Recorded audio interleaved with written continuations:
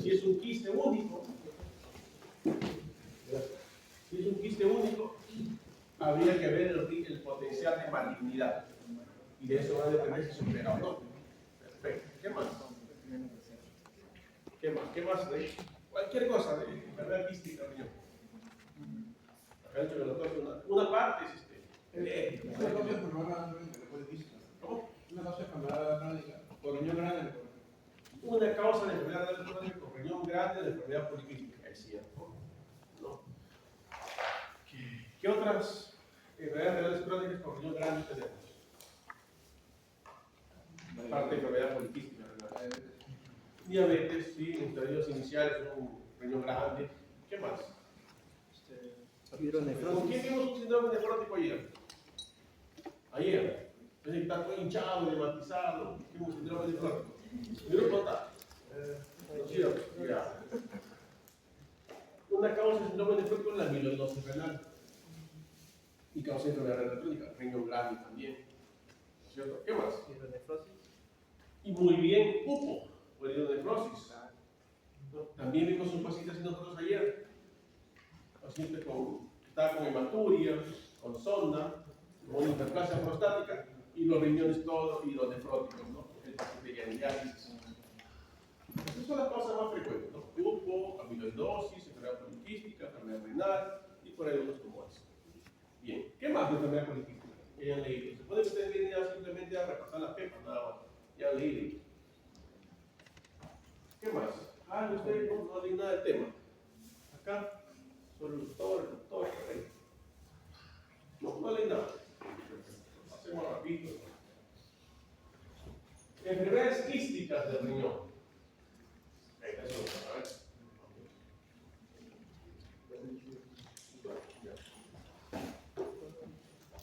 Dice, grupo heterogéneo.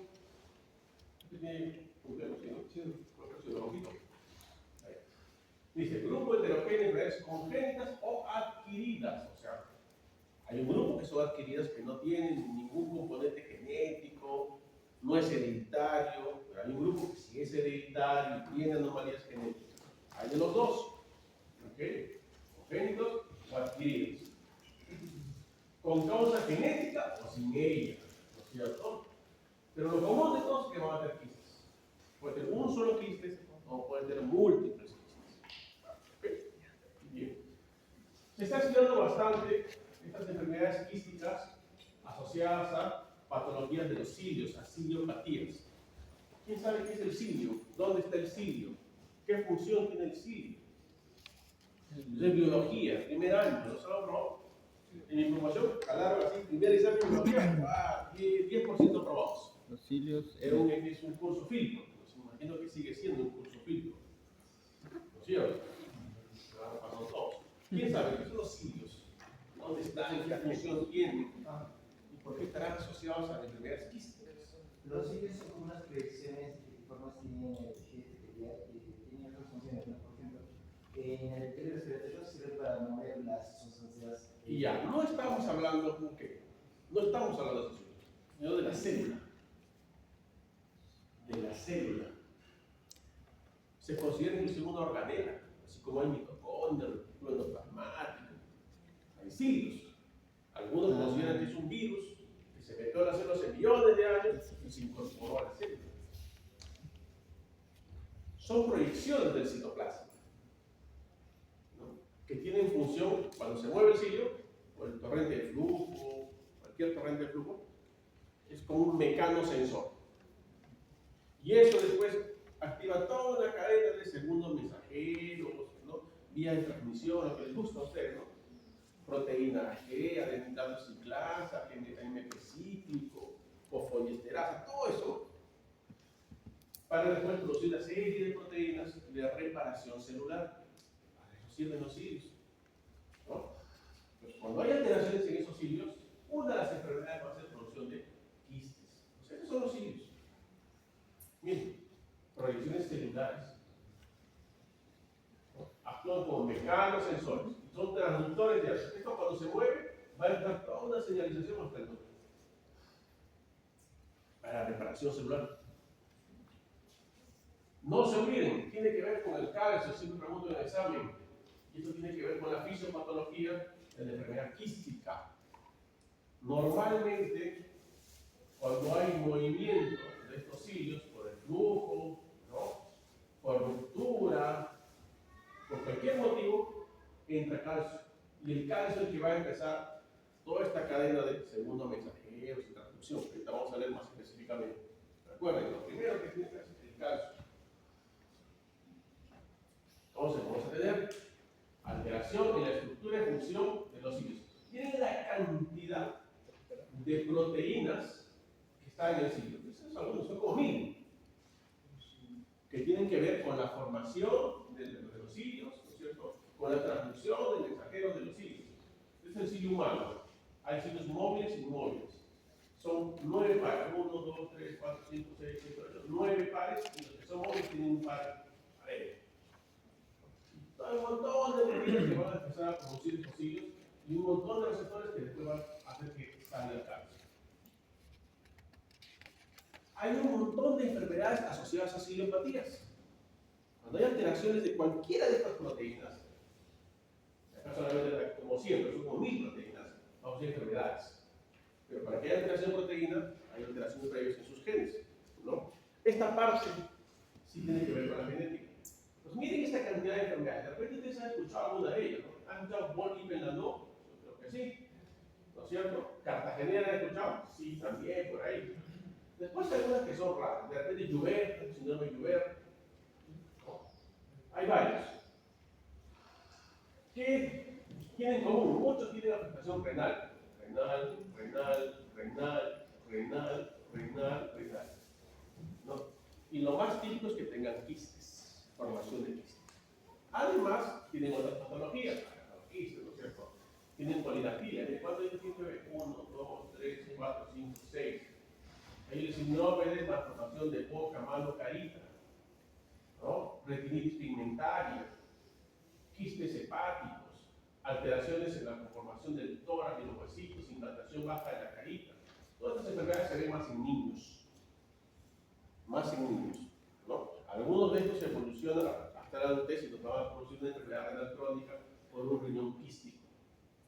¿No? Estas ciliopatías, pues es todo esto. Entonces, ¿cómo vamos a clasificar a las enfermedades quísticas? Podemos clasificarlas como hereditarias o no hereditarias. Dentro de las hereditarias, ¿cuál es la más frecuente? La enfermedad poliquística autosómica dominante. La enfermedad poliquística autosómica dominante. Esa es la más frecuente de adultos, que ustedes van a ver. ¿Ustedes más saben más o menos de los que se realizan qué porcentaje tienen esto? ¿Será muy frecuente, poco frecuente? De los pacientes que se dializan, ustedes van a un centro de diálisis, ¿cuál es la patología más frecuente que los llevó a diálisis? Diabetes, ¿no es cierto? 30%, 40% que sí son diabetes. ¿Otra enfermedad? Hipertensión. Con frecuencia. Hipertensión. Otra. Ahí tenemos casi 50% de las patologías que llevan a enfermedades autoinmunes también, ¿no? Un 20%. Las enfermedades críticas es un 10%, ¿no? O sea, de cada 10 pacientes que se dializan, uno puede tener enfermedad poliquística autosómica dominante. O sea, sí es frecuente. Entonces, enfermedad poliquística autosómica. Tenemos otras hereditarias, como la autosómica recesiva, que se da más en niños, de presentación más precoz, y otras como la nefronoptosis, asociadas a estas patologías que hemos visto nosotros aquí. La nefronoptosis está asociada a estos. Las no hereditarias, enfermedades del desarrollo, y estas acá también son comunes. La enfermedad quística renal adquirida y los quistes simples. Los quistes simples están asociados a la edad. Conforme nosotros vamos aumentando, vamos a formar quistes. Es normal que por ahí, a los 50 años donde tienen un quiste, a los 70 años por ahí otro quiste. Dicen que si todos vivimos 100 años, todos vamos a tener quistes. Por lo menos un quiste vamos a tener. Se va a desarrollar con la edad. O sea, es normal, entre comillas, vamos a encontrar un quistecito a partir de los 50, 60 años. Jóvenes no. ¿Ya? Y la enfermedad quística renal adquirida está asociada a la diálisis. Los pacientes que empiezan a dializarse empiezan a formar quistes. No porque hayan tenido enfermedad poliquística renal, sino consecuencia de la diálisis. Lo mismo, Muy bien. Entonces, todas esas son las más frecuentes enfermedad poliquística autosómica dominante. Esta de acá. Un poquito menos frecuente, la autosómica recesiva y menos la nefrodoptosis. Además son raros. ¿Qué pasa? Alteración genética. Esto sí tiene que acordarse, nos preguntan bastante sobre estos genes de acá. PKD1, PKD2, autosómico dominante, PKHD1, autosómico recesivo. Si preguntan, no preguntan. Si me lo dice España, preguntan eso. Mira. Alteración de este gen. Este gen al alterarse va a ser una anomalía en estas proteínas, colecistina 1 y colecistina 2. ¿Dónde estaban estas proteínas? En los cilios. Estas proteínas están en los cilios y por eso se considera ciliopatía. Lo mismo con la poliquitosis autosómica recesiva, alteración de este gen que produce la fibroquistina, una fibroquistina anómala, también está en los cilios. ¿No? Entonces se consideran ciliopatías. Los órganos afectados, quistes renales, con ciertas características que vamos a ir viendo en adelante. ¿No? Otras manifestaciones tienen manifestaciones cardiovasculares, ¿no? Manifestaciones hepáticas, la poliquística recesiva, fibrosis, muy frecuente, fibrosis asociada a autosómico recesivo. Manifestaciones cardiovasculares, cerebrales, como aneurismas cerebrales, a poliquistosis autosómica dominante. Nosotros tenemos pacientes que vienen por hemorragias paranoideas, ¿no? Vienen convulsionando, trastorno de conciencia, tomografía, hemorragia paranoidea, angiotec, aneurisma, clipaje, todo. Y empiezan a hacer compromiso renal, les hagamos una ecografía y tienen su enfermedad poliquística. De repente no sabían que tenían enfermedad poliquística, porque todavía no tenía compromiso renal. Entonces, viene asociado. Pero recuerden, todas estas patologías no pueden estar asociadas a enfermedad poliquística. Estas de acá, a nefrodoptosis. No estoy acostumbrado. ¿Pero qué haciendo? Quiero retroceder.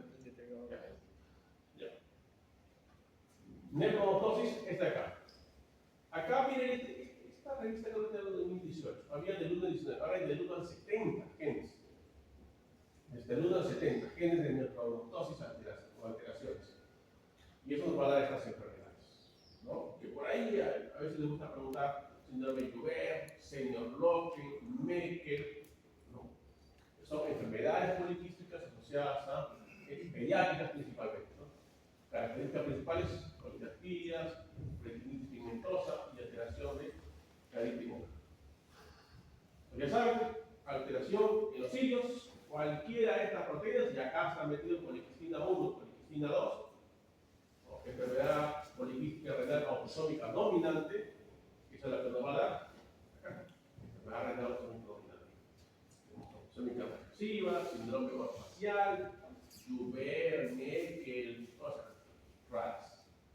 Afectación del riñón principalmente, pero también tenemos aneurismas, malformaciones faciales, musculoesqueléticas, aneurismas o quistes hepáticos, alteración del sistema reproductivo.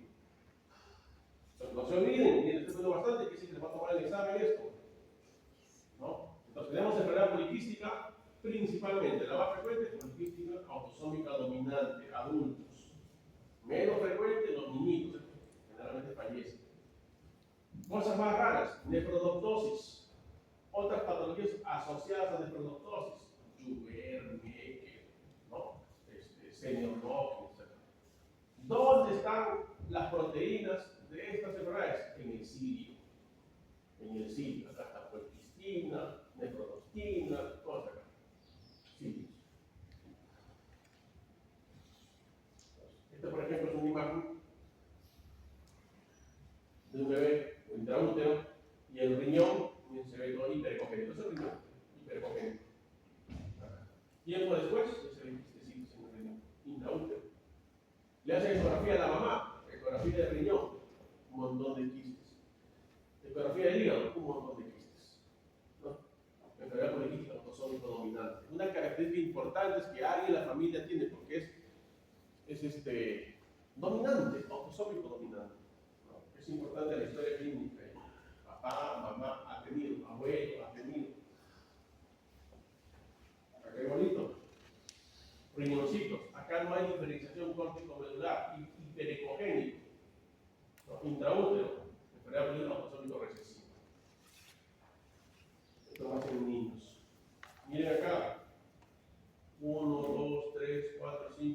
deditos. Acá también entre otros 1, 2, 3, 4, 5, 6. Polidactilia, riñones poliquísticos. Síndrome de Meckel, es una nefrocrosis. Acá también 1, 2, 3, 4, 5, 6 deditos, ¿no? 6 deditos. Micropene, riñón hiperecogénico. Otra nefronoptosis, síndrome de Bartter-Biedl. También, acá que parece una muela, ¿no es cierto? Es un diente, ¿no? Es un diente, parece molar, síndrome de la molar se llama. Es una muela. Eso el doctor lo sabe, ¿no? Síndrome del diente molar, síndrome de Joubert, así se ven los riñones. Estos pacientes rápidos hacen enfermedad renal crónica. La mayoría fallece. ¿No? Entonces, todos los más frecuentes dijimos enfermedad renal poliquística autosómica dominante. Hasta un 10% de los pacientes que se realizan tienen esto. ¿Es una citopatía? Sí. ¿Quién está involucrado? El productor de policistina 1 y 2, lo que es PKD1 y PKD2. Principalmente PKD1, 85%. Miren, 10% de los pacientes que se realizan tienen esta enfermedad. Prevalencia 1,800. De acá, pues no somos 800, pero de repente por uno, por ahí hay uno que tiene su enfermedad poliquística. Delegado. Una enfermedad autosómica dominante con penetrancia completa. Si el papá tiene uno de los 4 hijos, si tienen 4 hijos, uno va a tener. ¿No? Va a tener. Les dije que había esto principalmente, PKD1, PKD2, pero hay un montón de gente que se está descubriendo. Pero estos son los principales. PKD1, PKD2. PKD1, 85%. Pero van a ver que hay un montón de genes que también van a producir enfermedades quísticas. Las más raras. Y es lo que vamos a tener. La enfermedad poliquística. No es que el inicio va a estar así, va a ir progresando. Un quiste, 2 quistes, 10 quistes, 100 quistes. Va a ir aumentando. Va a ir aumentando. Eso es lo que vamos a ver. Cómo va destruyendo todo el parénquima renal. Manifestaciones renales. Inicio. La clínica, no la enfermedad. La clínica, 40, 50 años. O sea, cuando tienes 10, ningún síntoma. 20, ningún síntoma. Recién la clínica va a tener 40, 50 años. O se dan cuenta por otra patología. Como yo les conté, la gente viene por una hemorragia renal y tenía su enfermedad poliquística todavía sin síntomas. ¿Cuáles son los primeros síntomas? Poliuria, polidipsia, empieza a orinar un montón, no pueden concentrar la orina. ¿Cómo se llama eso? Insostenuria, ¿no es cierto? 50% ya va a presentar enfermedad renal crónica a los 60 años.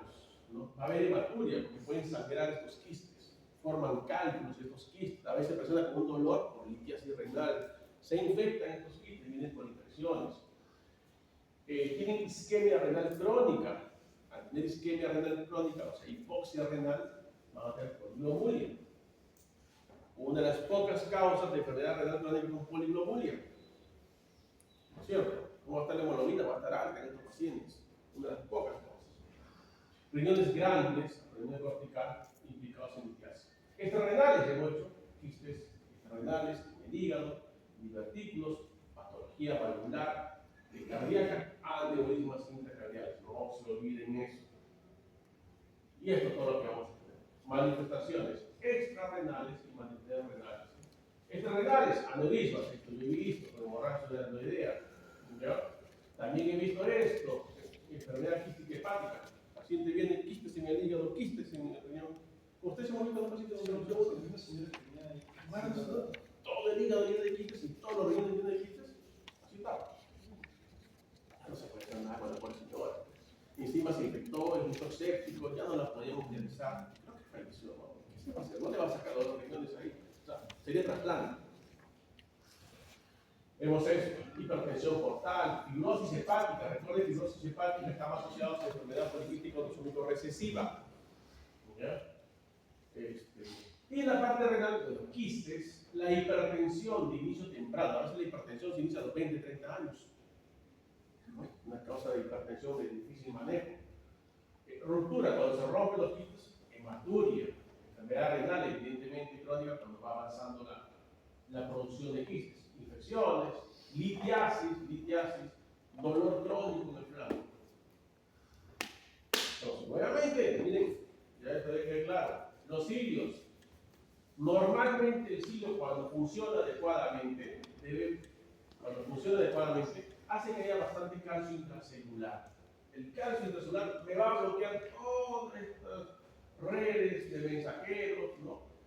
Y me va a disminuir o cesar la proliferación celular. O sea, se repara algo, hay daño y ahí no más queda, pues, ya disminuye la proliferación celular. Cuando está dañado esto, porque tengo una alteración en el gen y están anómalas estas proteínas, pues ya no va a haber calcio. Al no haber calcio, se va a activar por eso. Hay un montón de AMP cíclico, fosfoquinasa A, y hay un aumento de formación de células, se va a formar quistes y de producción de líquido dentro de las células. Claro. Poliquistina 1, 2, anormal. Disminuye el calcio. Al disminuir el calcio, más AMP cíclico. Más AMP cíclico, fosfoquinasa A. Esto aumenta la secreción de fluidos, de cloro. Esto está asociado. ¿Cómo se llama esa enfermedad cuando tengo alteración en los canales de cloro? Fibrosis quística. Así es. Este es el regulador de las células de fibrosis quística, que también está acá. Y todas estas sustancias están alteradas. ¿Qué me va a dar? Proliferación celular, un montón de quistes y aumento de los fluidos, los líquidos en estos quistes. Está metido acá, miren, el receptor de vasopresina B2. Este receptor de vasopresina B2 me va a estimular la adenilato ciclasa y por lo tanto AMP cíclico. Fuerza, disminuye el calcio, aumenta AMP cíclico. ¿Quién aumenta el AMP cíclico? Vasopresina. Y por eso que el tratamiento vamos a manejarlo acá, porque tenemos unos estudios con inhibidores de la vasopresina. Lo mismo, esto ya les queda clarísimo, ¿no? Ya está. Este resumen: genes involucrados, PKD1, enfermedad polilítica autosómica dominante, PKHD1, autosómico recesivo, esto es lo más raro, nefrotosis. ¿Qué va a pasar? Alteración de las proteínas poliquistinas. Disminuye el calcio, y si disminuye el calcio, aumenta el AMP cíclico. Principalmente. ¿Eso qué va a producir? Aumenta la proliferación celular, apoptosis, alteración del fluido, el transporte de fluido, aumenta la autofagia y reprogramación metabólica. Pues no, porque disminuye el calcio y aumenta el AMP cíclico. Muy bien. Hemos dicho que la hipertensión arterial es una de las principales características de esta enfermedad y a veces se presenta de manera temprana. ¿Por qué se produce hipertensión arterial en los pacientes? Al aumentar el tamaño de los quistes, van a empezar a comprimir. Básicamente es mecánico. Van a comprimir todos los vasos sanguíneos, ¿no? Y principalmente la arteriola aferente. Se me va a producir isquemia renal. Va a entrar menos sangre, isquemia renal, y eso va a detectar la mácula densa, el sistema renal de aldosterona, ¿no es cierto? Y me va a producir hipertensión arterial. Esto es lo que pasa en estos pacientes. Esto es lo que pasa, ¿no? Alteración genética, ¿no? Disminución de óxido nítrico, o sea, no va a haber vasodilatación, remodelamiento vascular, aumento de la citogénesis, isquemia renal, anormalidades cardíacas, disminución de la relajación cardíaca, o sea, de la diástole, todo eso va a tener aumento de angiotensión, aldosterona, aumento de sodio, aumento de resistencia vascular, fibrosis, que está asociado a la enfermedad poliquística, aumento de la mitosis, más reproducción celular y hipertensión. Y lo otro es la fibrosis. La fibrosis en el tiempo va avanzando conforme aumenta el tamaño de los quistes y aumenta la inflamación. ¿Quién está involucrado en la fibrosis? Ya está. ¿Han escuchado eso? ¿Alguien que le gusta biología molecular? ¿Ya no les gusta? Antes les gustaba, los que les pasando la biología molecular. ¿Han escuchado hablar ustedes de la doctora Armida Quiñones? Claro, Sí. Ya falleció. pediatra. Una pediatra. Muy bien. ¿Habrá fallecido hace 10 años? Más o menos. Ella fue mi profesora en primer año de química médica. No sé si cómo estará ahora, pero en esa época los pediatras dictaban química médica. El doctor Andonaire, la doctora Delgado, la doctora Virginia Villanueva. Era un grupo de pediatras, ¿no? Y ella era la maestra de todos. Y nos mandaban a leer un libro de Mario Bunge, de filosofía, un argentino, un genio, que una vez vino acá al Perú y le invitó a ella que escriba ahí una parte del libro. Ella leía en francés, en italiano, en inglés. nos mandaba revistas del año 50. Lean esto, decía, miren, en el año 50 ya decían lo que ustedes creen que ahorita están descubriendo. Y nos hacía leer de física. No sé, nos hacía leer de física. Nos hacía leer los quark, no sé si siguen leyendo esas cosas ahora. Nos preguntaba qué es la energía, y como uno venía de la academia fresquito, encima primer puesto, segundo puesto, tercer puesto, ¿no? Así era la gente.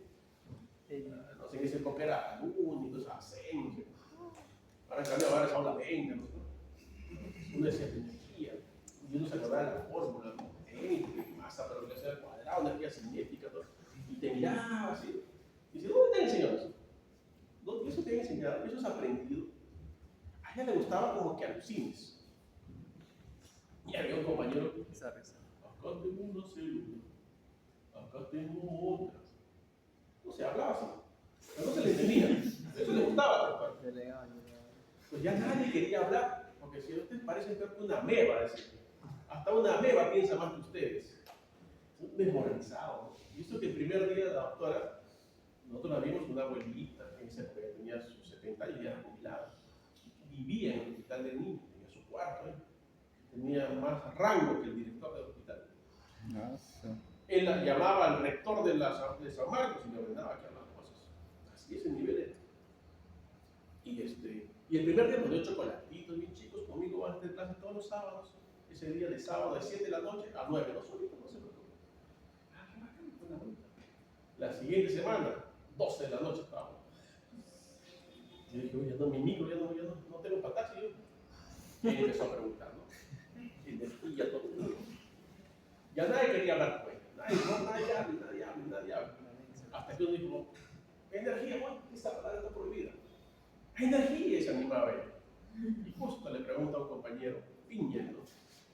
Y no le gustó lo que le dijo. Y dijo, ay, hijito, le digo, ¿tú qué puesto has ingresado? Piña, justo había ingresado penúltimo puesto. Pero penúltimo puesto, en esa época era un solo examen, 50.000 postulantes, ingresaban 100 a medicina, o sea, era el puesto 99 de 50.000. Era casi un genio. Pero para la doctora, dice, doctora, ese es penúltimo. Hijito, acá no hace falta ni últimos ni penúltimos, puedes retirarte, le digo. ¿Sí? Así nos trataba la doctora. Y le nos hablaba de todo eso. Segundos mensajeros, dame pesiclo, le gustaba que dominemos esto. Yo digo, a los de San Marcos siempre le gustó esto, no sé qué pasa ahora. Se cansó de nosotros un día, ¿saben qué, chicos? Ustedes no están para mi nivel. Y nos mandó a su alumno estrella, otro loco. En esa época él no era pediatra, era residente de cirugía plástica, pero era muy bueno, que es conocido ahora en la farándula, que sale con su chivita, medio loco, con su colita. ¿El doctor Fong? No, ya. En esa época él era el residente de cirugía plástica. Y en esa época había una sola plaza en el recinto para cirugía plástica de todas las universidades.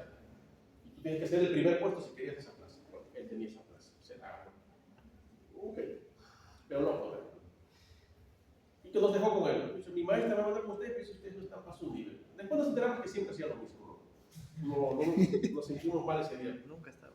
Los chicos estudian biología molecular, eso el médico tiene que saber esas cosas. ¿Ya?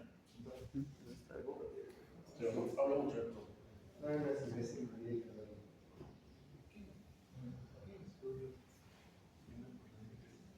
No sé. Ya nadie quería hablar con ella, ¿no? Entonces, ya está, ¿no? Quinasa y llanos, ¿no? Estas sustancias que están dentro de la célula son lo que hacen la señalización intracelular. Y al final llegan al núcleo y va a decir, bueno, produce estas proteínas, esta transcripción, todo eso. Y algunos están involucrados en inflamación. Entonces, en inflamación, si tú traes fibrosis, está metido esto. Pero para que se active esto, nuevamente, baja el calcio, por la alteración de los cilios, aumenta el eje cíclico y se activa todo esto. Inflamación. Una inflamación disregulada, desproporcionada. O sea, la inflamación por sí no es mala, es reparadora. Pero cuando es desproporcionada, disregulada, nos vamos a fibrosis. Pues esto es lo que va a pasar. Aumenta el crecimiento de los quistes, aumenta la inflamación y vamos a llegar a fibrosis renal. Por eso que también llegan a enfermedad renal terminal. ¿No?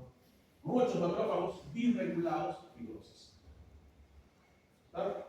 Una célula normal, lo que está arriba es una célula normal. Hay alguna alteración unicuria, normalmente producimos macrófagos, se repara la célula, que es normal. Es una célula normal que está acá, ¿no? Se mueve un poquito el cirio, se activa PK, pero es algo normal. No tengo una activación de los ya que está, ¿no? Ni el factor nuclear, no hay fibrosis, no hay inflamación. Tengo una injuria normal, en la que tengo que reparar la célula cuando se activa el ya que está, pero temporalmente nada más. Cuando tengo alteración de un TQA que es mutante, hiperproducción de macrófagos y una activación disregulada. Y eso me va a producir formación de quistes y fibrosis. Los pacientes llegan a fibrosis. En resumen, de la fisiopatología, tenemos esto. Los culpables, principalmente, ¿qué son estos? ¿Cómo se llaman? Poliquistinas, 1 y 2, son proteínas. ¿Dónde se encuentran? En los cilios primarios. Hay unos genes que se encargan de esto, ¿verdad? Muy bien. ¿Quién más está involucrado? La mitocondria, la membrana celular, el retículo endoplasmático y el núcleo. Todo esto le va a formar quistes, mucha producción de líquido, aumento en esta zona de la presión, hipoxia, ¿no? Y todos los factores inflamatorios. Muy bien. Entonces, comparamos enfermedad renal autosómico dominante, policistina 1 y policistina 2, más en adultos, autosómico recesivo, neonatos, niños, ¿no? Hemorroide dominante, recesivo, quistes macroscópicos presentes, son quistes grandes. En el autosómico recesivo son pequeños los quistes. Características clínicas, hipertensión en los dos, fibrosis hepática y hipertensión portal, más en el autosómico recesivo. Riesgo de enfermedad renal crónica, ¿ya? Más del 50%. El renal, si es que llega al otro, normalmente no llega. Lo mismo, ¿verdad? No se olviden. Sí, características clínicas similares de autosómico recesivo y dominante. Ambos riñones grandes, ambos hipertensión y ambos defectos de concentración. Y algunas características diferenciales, ¿no? Historia familiar es importante, por ejemplo, le ponen caso clínico. La historia, que alguien en la familia ya tuvo autosómico dominante. ¿Ya? Es importante. Aneurismas cerebrales asociados a autosómico dominante. ¿Okay? Importante eso. Tiene que ser autosómico dominante. Un montón de quistes, ¿no? Ahí está. Es un resumen. Beca de 1, 80%. Quistes renales, hipertensión, 50% de enfermedad renal crónica terminal a los 60 años. Recesivos son quistes fusiformes, ¿no? Por eso que no se ven muchos quistes en el riñón del autosómico recesivo. Asociada a fibrosis hepática, importante fibrosis hepática, más en niños. Los síntomas que van a dar, bueno, ya hemos estado hablando ya, defectos celular, concentración de la orina, no concentra la orina. Si se rompe el quiste, hematuria, si se infecta, vamos a tener sepsis, pueden formar cálculos. Hay proteinuria, pero no llega a rango nefrótico. Hipertensión por el sistema renina del tercero grado, ya indicamos cómo se produce esto y cómo progresa. Vamos a ver qué es la progresión. Es lo mismo. ¿Cómo se diagnóstico entonces? Con la clínica. Historia clínica, ¿no es cierto? Historia clínica. Antecedentes familiares. En otros países ya todos los estudios los genes. Acá todavía no llegamos a eso. Antecedentes familiares, imágenes, ¿no? Que demuestran que hay quistes, ¿verdad? Diagnóstico genético en ciertos casos se hace, nosotros no hacemos eso. Pues acá están los criterios de Rabin, ¿no? Criterios de Rabin, criterios psicográficos. Tengo, por ejemplo, una persona menos de 30 años, hay mucho que conforme aumenta la edad puede tener quistes, pero no estamos hablando de enfermedad autosómico dominante. Si tengo menos de 30 años y le encuentro, dice, al menos 2 quistes, en menos de 30 años, al menos 2 quistes. Mire la sensibilidad para predecir enfermedad poliquística renal. O sea, en jovencitos no deberían encontrar quistes. No deberían encontrar. Si encuentro en menos de 30 años, tiene esta probabilidad, esta sensibilidad.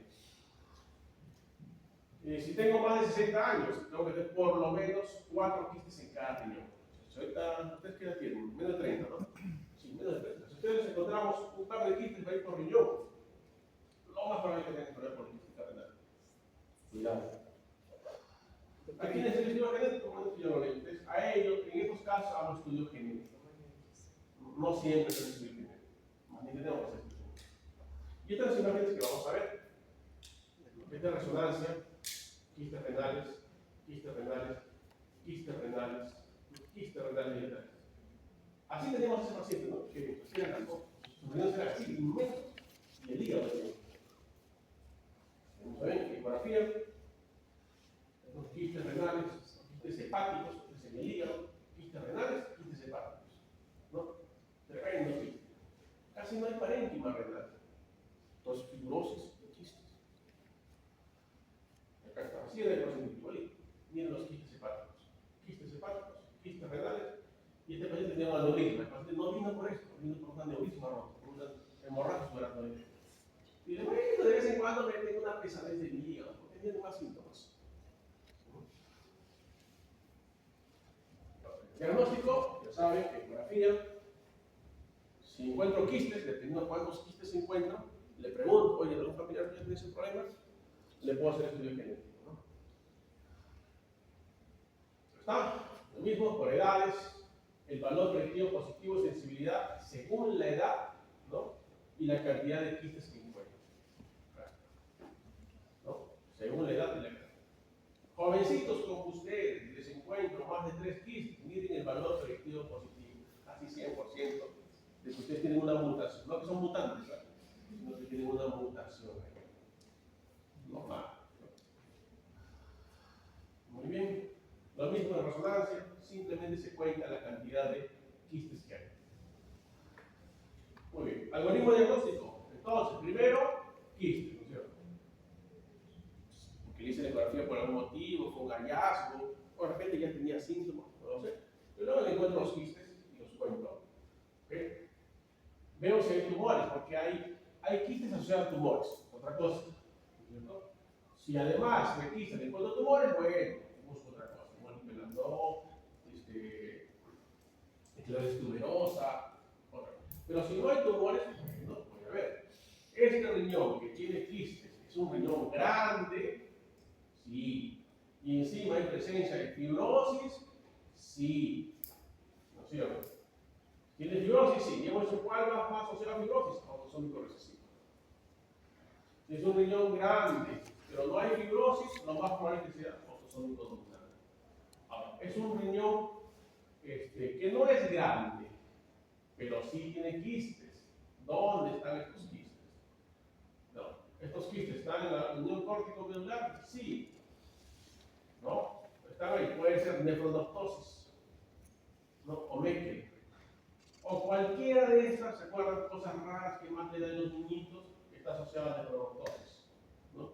Joubert, Meckel, cualquiera de estas. O sea, hay que ver, contamos los deditos, de repente tiene polidactilia, vemos la retina, de repente tiene retinitis, alteraciones faciales. Esto ya lo ven ya. Estudio genético. Tratamiento. ¿Cómo tratamos esta enfermedad? Bueno, soporte. Tratamiento de soporte. Antihipertensivos o IECAS, UARA, porque está metido el sistema renal que tenemos testosterona, eso todo, IECAS, UARA. Y después controlar, ¿qué voy a controlar? Que este paciente va a tener hematuria, va a tener infecciones, va a tener litiasis, hipertensión, eso controla. Simplemente soporte, ¿no? Tratamiento antibiótico, manejo de la litiasis, las hemorragias, ¿no? De repente hay que hacer embolización, transfusiones, ¿no? Importantes. Tratamiento de soporte. Pero, ¿se acuerdan que yo les hablé de la hormona antidiurética? ¿No? ¿Qué es el tolvaptan? Tolvaptan. ¿Qué son los bactanes? Perfecto. Entonces, eso se llama acuaréticos. Es un tipo de diurético que es acuarético, ¿no es cierto? Normalmente, ¿qué hace la vasopresina? ¿Dónde trabaja? Todo el colector. Ya. Y ahí, ahí tengo acuaporina, ¿no? 2, 3. Cuando yo hice esa reunión había 3, ahora tenemos 50 acuaporinas. Entonces, va a reabsorber el agua, ¿no es cierto? Reabsorbo el agua. Si yo bloqueo eso, no reabsorbo el agua, voy a orinar un montón de agua. Entonces, es un acuarético, es un diurético de tipo acuarético. ¿Qué son los bactanes? No es un tolvaptan, ¿no? Este medicamento ha visto que reduce la progresión de la enfermedad, reduce el crecimiento de los quistes, reduce la fibrosis. Cuanto más temprano detectemos al paciente que tenga o esta mutación o que ya tenga quistes y damos el diagnóstico de enfermedad poliquística, ¿verdad? Esto hay que usar. Todo lo demás es sintomático. Hay varios estudios, el principal es el estudio TEMPO, ¿no? Que va a inhibir, ¿no?, al receptor de B2 de vasopresina y va a disminuir hasta un 50% el crecimiento de los quistes. Va a disminuir la caída de la tasa de filtración, o sea, no va a ser tan severa la caída de la tasa de filtración de los pacientes. Acá está, en ese estudio, ¿no? TEMPO, el riesgo de empeoramiento de la función renal. Si no le doy nada, versus tolvaptan, el riesgo disminuye. Miren, en meses, el riesgo disminuye con tolvaptan de progresión de la enfermedad, ¿no es cierto? Acá tenemos riesgo de significancia, dolor, entonces duele una masa, dolor, también disminuye, ¿verdad? Para que lean su libro, su estudio. Riesgo del volumen, crecimiento del volumen, acá estamos porcentajes. Con tolvaptan, el crecimiento, miren, 2.8%, sin tolvaptan, 5.5%. Crece más rápido sin tolvaptan. Progresión de la función renal. Es mucho más lenta la progresión de la disminución de la función renal con tolvaptan. Bien, menos 2.6, y acá es menos 3.8. Acá disminuye más rápido la función renal. Con mesa. Entonces, esto que habíamos hablado al inicio de la fisiopatología, está metido acá la poliquistina 1, 2, el cirio, que está metido el calcio porque disminuye el calcio, y después aumenta el vesículo, tiene un montón de efectos. El que está más claro es acá, el tolvaptan. Pero se están estudiando todos estos ratoncitos. En algún momento, ojalá que ya haya. Todo esto, opioide, victorina, estas cosas raras, ¿no?, que recién están, mira, en estudios en animales, no están animales. Tolvaptan, sí, ya está en humanos. Pasamos, estratificación de riesgo de progresión. El paciente tiene enfermedad renal, poliquística renal. Yo quiero saber qué tan rápido está progresando mi paciente. Porque si está progresando rápido, tiene riesgo de progresión rápida, ¿qué le voy a dar? El único medicamento que hasta ahora sé que me va a disminuir el crecimiento es el tolvaptan. Vale, hay varios scores, ¿no? Es el Mayo, el MIC es el crecimiento. Mayo simplemente vamos a eso, unos datos que te piden para ver qué tan grande es el riñón, ¿no?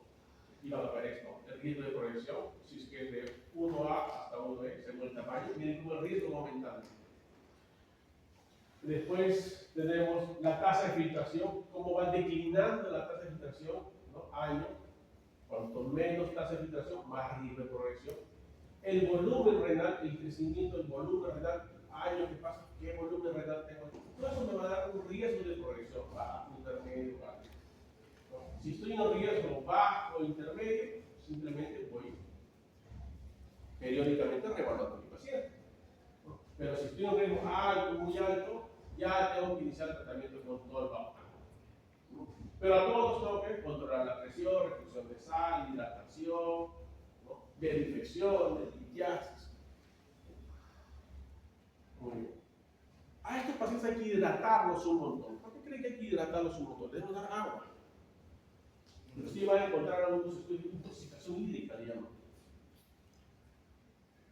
¿Qué creen que pasa con la vasopresina si yo le doy mucha agua?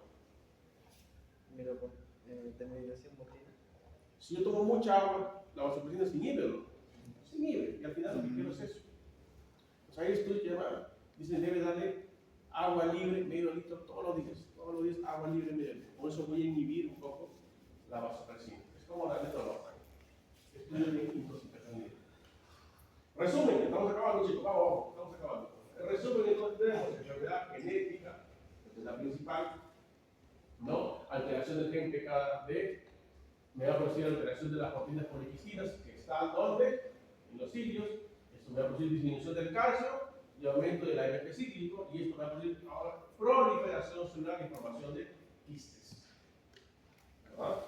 Pues recuerden, tenemos básicos son proliferación celular y formación de quistes.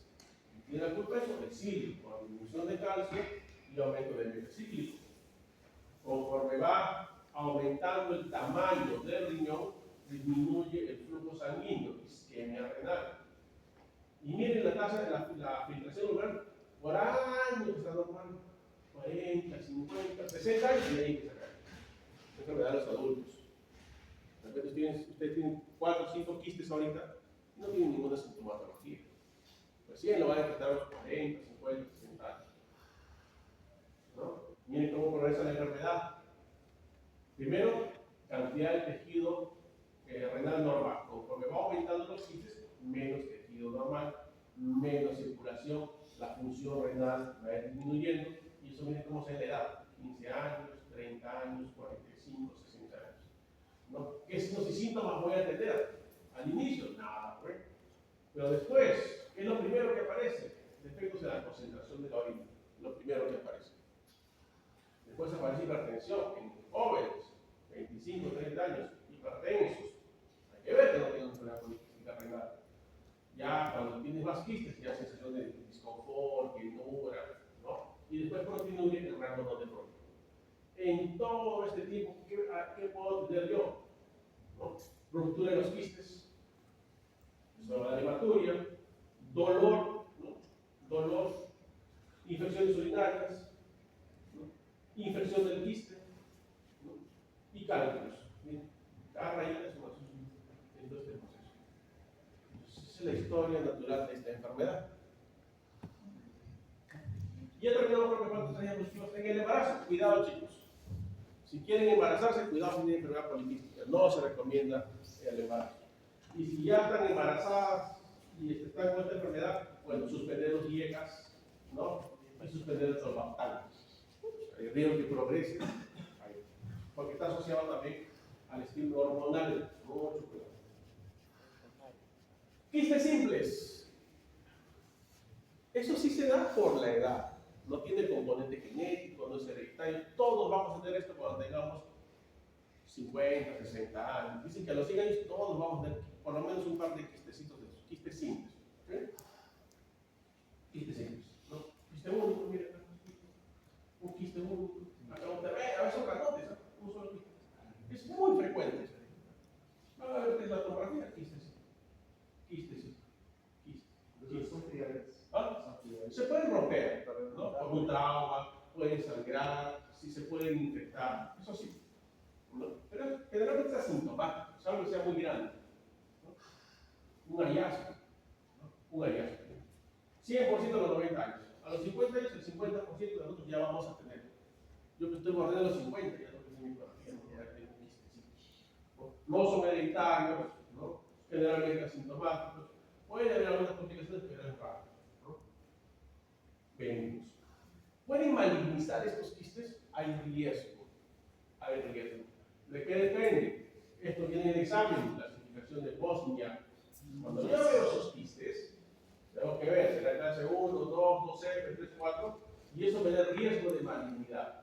Alrededor del 0%, clase 1, 2, alrededor del 5% en 2F, F es de follow, o sea, de seguimiento. Si ya tengo que hacer seguimiento.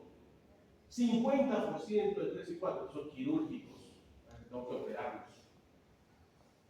Entonces, si le encuentran un quiste único, 2 quistecitos, o sea, quiste simple, no estamos hablando de enfermedad poliquística renal, quiste simple, clasificación de 1. Clase 1, acá está, ¿no? La pared simple, no hay septos, o sea, no hay nada que me corte el quiste, como acá hay un septo, acá no, ¿no es cierto? No tengo conservador. Ven el próximo año, hacer la ecografía, ¿no? La densidad de quistes como el de la agüita, ¿sí? ¿No es cierto? En una ecografía, anemogénico, eso es el líquido, ¿verdad? En una tomografía, hipodenso, ¿verdad? Una pieza anatómica, acá está el quiste. Eso existe Bosnia 1. No hay calcificaciones, no hay septos, la pared es lisa. Alrededor del 0% riesgo de malignidad. Clase 2, ya hay septos, o sea, algo que separa. Ya hay septos. Puede tener un septo que es fino, ¿no? Puede haber pequeñas calcificaciones. Si yo le pongo contraste a la tomografía, no me va a captar contraste, no capta, ¿no? Y los quistes son menos de 3 centímetros. Clase 2, ya está, ese es otro. Clase 2F, o sea, F es de follow, de seguir, no se pone no sé. O sea, a este paciente ya tengo que hacer el seguimiento, a este sí tengo que hacer el seguimiento, ya tiene alrededor del 5% de malignidad. Ya no es un solo septo, es múltiples septos. Está dividido, ¿no es cierto? Pero son delegados, ¿no? Son múltiples septos. Puede haber clasificaciones gruesas, ¿no? Y los quistes ya son más grandes, más de 3 centímetros. Los seguimientos, follow, eso viene 12. Seguimiento. Cuidado que hacer esto es una pregunta del examen. Cuidado. Memorícese las características del 12. Clase 3 y clase 4 es quirúrgico, no le hago seguimiento, tengo que operar. Clase 3, paredes y septos gruesos. Los septos y las paredes gruesos. Captan bastante el contraste. Clase 4, bueno, ya hay componente alrededor también del tejido. Eso no tiene que operarse. Por lo menos acá. Acá miren. ¿Qué clase es este? 4. Son quistes, sí. Septos múltiples, ¿no es cierto? ¿Es el Borgia 1? No, este no es Borgia 1, ¿no es cierto? Es único. Borgia 2 solamente tiene uno. Borgia 3, perdón, 2F, ya tiene que hacer seguimiento, ¿no? Ya más de 3 centímetros y múltiples septos, ¿no es cierto? Este mínimo es un Borgia 2F, ¿no es cierto? Pero por el tamaño y grandote. A este por el tamaño no, ya tendría que operar. Por el tamaño. Dice, septos, ¿no? Que real. Con quistes lóbulos y septos que realzan. O sea, septos un poquito más gruesos que realzan. Entonces, este es un Borgia 3.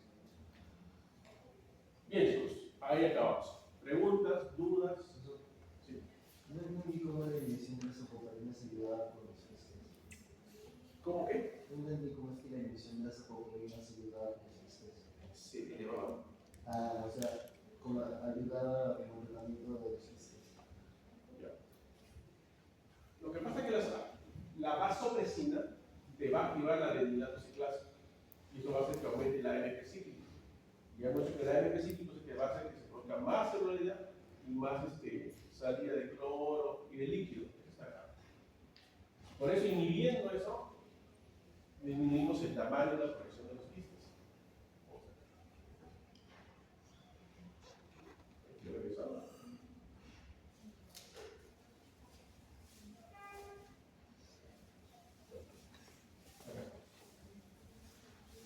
Acá está. La vasopresina me activa la adeninatociclasa. Esto que aumenta el AMP cíclico. Dijimos, cuando disminuye el calcio y aumenta el AMP cíclico, este es el activador de todo. Al aumentar el AMP cíclico, aumento la cantidad de quistes y de tamaño. Yo inhibiendo eso, voy a disminuir el AMP cíclico. Si yo doy tolvaptan, es un inhibidor de este receptor de la vasopresina.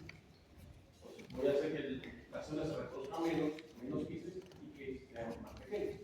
Y voy a disminuir el riesgo de progresión. Vale. Es el que está más estudiado y el que ya está usando. Los demás van a estar en el camino.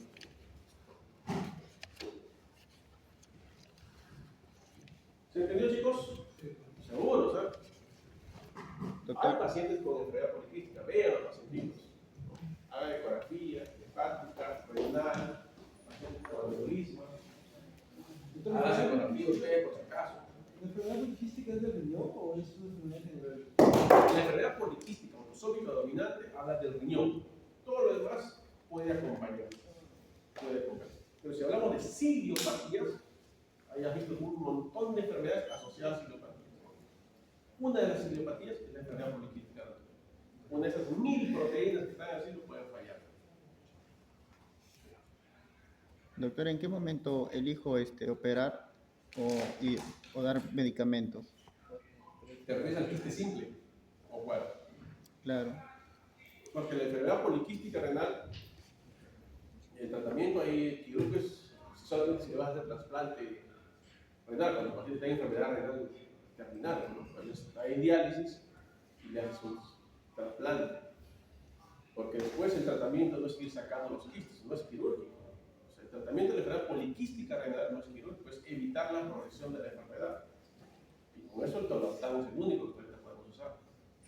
O sea, yo intento que crezca muy rápido, pero si tu paciente ya está en enfermedad terminal, ya se dializa, bueno, es un trasplante renal, como cualquier otra patología renal. Doctor, Ahora, entonces, si tú me dices del quiste simple, único, que es otra cosa, ahí ahí tengo que ver el riesgo de cáncer, según la clasificación de Bosnia. Eso me va a decir si opero o no opero, o si le hago seguimiento. Ujú. Sí, es otra cosa, si ya no se enfermedad poliquística, son quistes únicos, que lo podemos tener por la edad. ¿Y no se le puede drenar, doctor, el quiste? No, ahí tienes ahí 500 quistes que van a través de la piel. Salvo que sea muy grande, un quiste único grande, sí, por radiología intervencionista podrías drenar, sí. ¿Sospechas que se ha infectado el quiste que se llama el pus? Sí, lo puedes drenar. Ahí sí. ¿No?